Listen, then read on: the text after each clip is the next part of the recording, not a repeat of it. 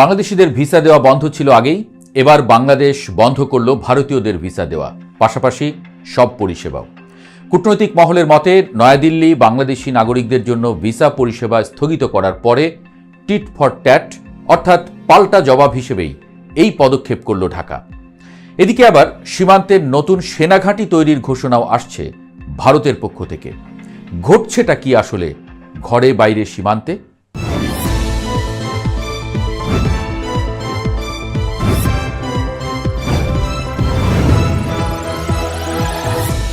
দুই দেশের সম্পর্কের বরফ যেন গলছেই না, উল্টো তা এখন জমাট বেঁধে পাথরে পরিণত হওয়ার উপক্রম হয়েছে। একে একে বন্ধ হচ্ছে ভারত ও বাংলাদেশের দূতাবাসগুলোর দরজা। থমথমে একটা পরিস্থিতি বিরাজ করছে দুই দেশের কূটনৈতিক অঙ্গনে।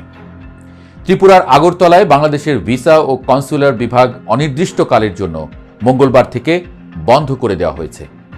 অন্যদিকে পশ্চিমবঙ্গের শিলিগুড়িতে যে বাংলাদেশ ভিসা আবেদন কেন্দ্র আছে সেটির কার্যক্রমও সাময়িকভাবে স্থগিত রাখা হয়েছে। এই টানাপোড়েনের সূত্রপাত দীপু চন্দ্র দাসের মৃত্যুকে কেন্দ্র করে। আগরতলায় গত কয়েকদিন ধরে স্থানীয় কিছু সংগঠন বিক্ষোভ দেখিয়েছে, যার আঁচ সীমান্ত পেরিয়ে পৌঁছে গেছে দুই দেশের নীতি নির্ধারণী পর্যায়ে। এর আগে ভারতের দিল্লিতে বাংলাদেশ হাইকমিশন কনসুলার সেবা এবং ভিসা দেওয়ার কার্যক্রম সাময়িকভাবে বন্ধ করে দেওয়ার যে সিদ্ধান্ত নিল, তাকে কূটনৈতিক বিশ্লেষকরা দেখছেন এক চরম অবনতির সংকেত হিসেবে। ঢাকার কর্মকর্তারা বলছেন, গত কয়েকদিনে ভারতে হাইকমিশনের সামনে বিক্ষোভ এবং শিলিগুড়িতে হামলার ঘটনার পর নিরাপত্তা ইস্যুটি এখন আর উপেক্ষা করার উপায় নেই। কলকাতায় অবশ্য এখনও বাংলাদেশের ভিসা অফিস চালু রয়েছে বলে জানানো হয়েছে, তবে সেখানেও যে কোনো সময় তালা ঝুলে যেতে পারে এমন আশঙ্কা উড়িয়ে দেওয়া যাচ্ছে না। শিলিগুড়িতে একটি বেসরকারি সংস্থা বাংলাদেশ উপদূতাবাসের হয়ে ভিসার আবেদন গ্রহণ করত, কিন্তু বিক্ষোভকারীরা সেখানে এক নারী কর্মীকে হুমকি দেবার পর সংস্থাটি প্রাণের ভয়ে কাজ দেয়া বন্ধ করে দিয়েছে। এমন অবস্থা দুই দেশের ইতিহাসে এর আগে কখনো হয়নি। পরিস্থিতি কেবল ভিসা অফিস বন্ধের মধ্যেই সীমাবদ্ধ নেই। রণক্ষেত্রের প্রস্তুতি এখন সীমান্তের ওপারেও স্পষ্ট। ভারতীয় সংবাদ মাধ্যমের খবর অনুযায়ী উত্তর পূর্বে আরও একটি শক্তিশালী ঘাঁটি তৈরি করছে ভারতীয় সেনা। মিজোরামে এই ঘাঁটি স্থাপনের নেপথ্যে কাজ করছে 17 মাউন্টেন স্ট্রাইক কোর।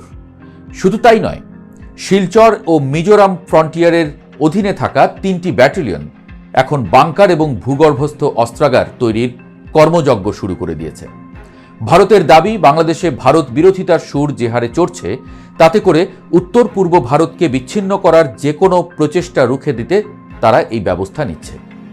ভারতের পূর্বাঞ্চলীয় commander lieutenant general Ramchandra Tiwari BSF ও আসাম রাইফেলের কর্তাদের সাথে উচ্চ পর্যায়ের বৈঠক করেছেন বলে খবর বেরিয়েছে। যে ঘাঁটিটি বাংলাদেশ সীমান্ত লাগোয়া, সেখানেই এই বৈঠক হওয়াটা বিশেষ তাৎপর্যপূর্ণ।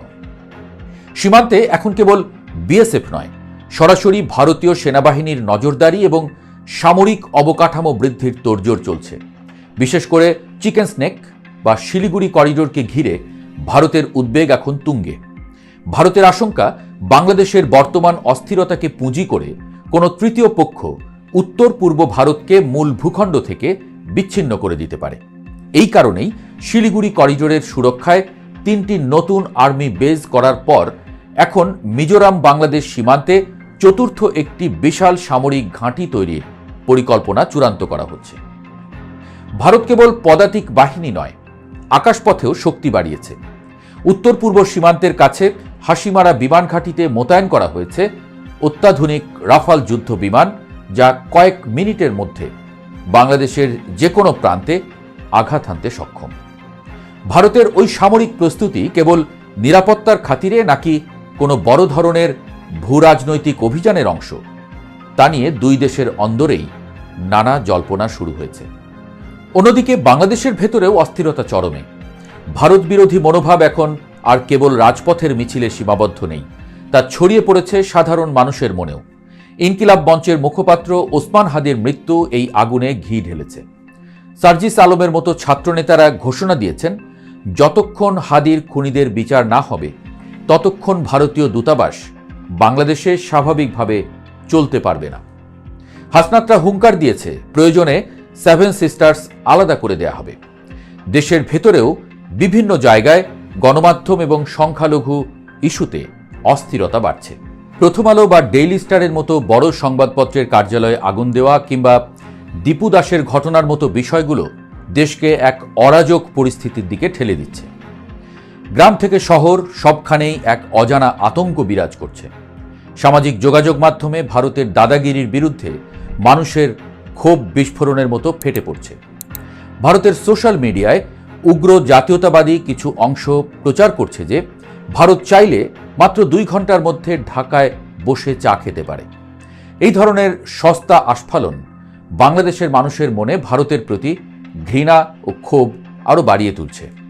আমরাও চাই ভারত ঢাকায় আসুক, চা খাক, কিন্তু সেটা হবে বন্ধুর মতো, কোনো আগ্রাসী শক্তির মতো নয়। কিন্তু বর্তমান বাস্তবতায় সেই বন্ধুত্বের লেশমাত্র অবশিষ্ট নেই। দুই দেশের সাধারণ নাগরিকরা যারা আত্মীয়তার সূত্রে দুই দেশে যাতায়াত করতেন, তারা যেন আজ চরম অসহায়ত্বের শিকার।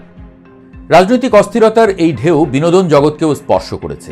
ওপার বাংলার তারকারা যেমন উদ্বেগের কথা বলছেন, এপারের শিল্পীরাও আশঙ্কা করছেন যে এই বৈরিতার কারণে দুই দেশের সাংস্কৃতিক বন্ধন চিরতরে ছিঁড়ে যেতে পারে।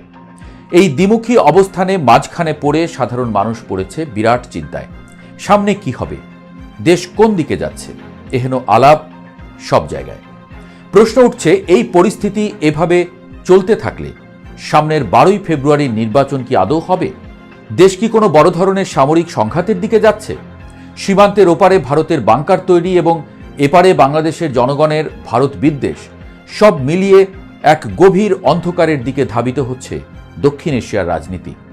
অনেকেই মনে করছেন ভারত হয়তো শেষ পর্যন্ত কোনো সার্জিক্যাল স্ট্রাইক বা সীমিত মাত্রার সামরিক অভিযানের কথা ভাবছে, যাতে বাংলাদেশের অভ্যন্তরীণ রাজনীতিতে তাদের প্রভাব পুনরায় প্রতিষ্ঠা করা যায়।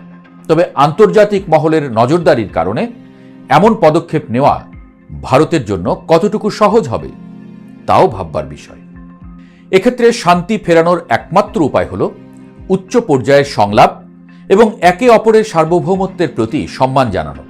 কিন্তু দিল্লির ভিসা কেন্দ্র বন্ধের বিপরীতে ঢাকার পাল্টা ব্যবস্থা এটাই প্রমাণ করে যে বর্তমানে কেউই ছাড় দিতে রাজি নয়। কূটনৈতিক শিষ্টাচার আজ মৃতপ্রায়, তার জায়গা নিয়েছে জেদ আর পাল্টাপাল্টি হুঙ্কার। এই অনিশ্চিত যাত্রার শেষ কোথায় তা এখন কেবল সময়ই বলতে পারে। দুই দেশের নেতৃত্ব কি পারবেন এই সংকীর্ণ দেয়াল ভেঙে পুনরায় সৌহার্দ্যের সেতু গড়তে, নাকি এই বৈরিতা আরও কয়েক দশকের জন্য দক্ষিণ এশিয়াকে অস্থির করে রাখবে? বর্তমান পরিস্থিতির মেঘলা আকাশ দেখে অন্তত আশার আলো খুব কমই চোখে পড়ছে।